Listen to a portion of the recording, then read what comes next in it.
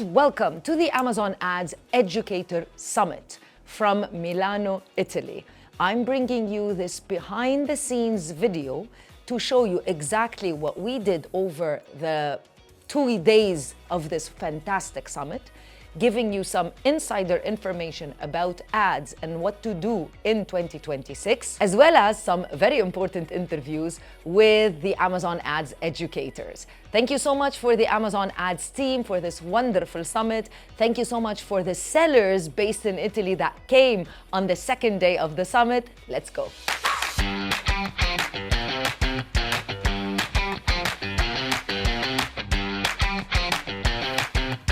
During the Amazon Ads Educator Summit, we spent 2 full days completely immersed in Amazon, learning, sharing, and discussing the latest updates, especially around Amazon ads and how they're evolving for brands and sellers.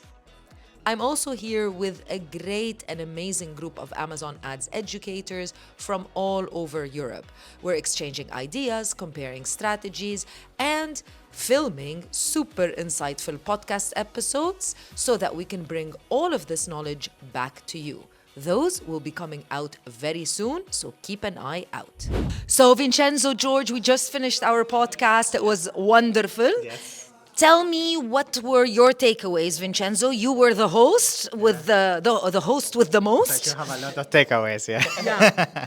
So I would say the main conversation was focused around, how you can maximize all the tools that Amazon's been rolling out when it comes to advertising. And I think one of the biggest takeaway, at least from me, is really understanding how you now as an Amazon seller have so much leverage in terms of reverse engineer who's your consumer and how you can use that into all your ads moving forward. So I think, the future looks very, very interesting when it comes to that. You have now so many insights, so many ways to really engage with a consumer. And now it's a matter of you, putting the work and making sure you can get the most out of that, yeah? Yeah.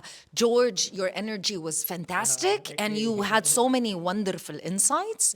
Let's do like a quick wrap of what we talked about in the podcast, if that's, that's probably not possible because we talked for like 50 minutes. But like Vincenzo said, what do you find in 2026 would be something that sellers on Amazon would need to focus on, which is something that we talked about now on the podcast? So firstly, the ad landscape has changed, it's evolved, so we have more data, more information. Secondly, with the introduction of AI and just how consumers are changing the way they search and find what they look for, and how Amazon's rapidly keeping up with all of that, they're the 2 things that we kind of discussed, which I'm really excited about. Yeah. Perfect. So you need to watch the podcast. So my number 1 tip for selling on Amazon 2026 is fix your content for product listings so it reflects the benefits of the products and not the key features of the products. So make sure you solve the solution that your buyers have and not showing them just what your best features of the products are because that's what you think is good. So I don't think that there's only one major thing that will kind of like shift how you do business on Amazon. The landscape is changing, as we all know, and it continues to change, and we're saying this over and over again.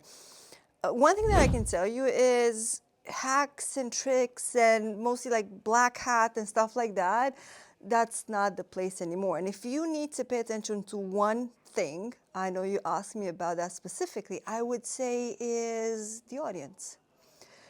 Start understanding more the audience. There's a reason why Amazon is the most customer-centric business in the world. And as brands, we should start doing that as well.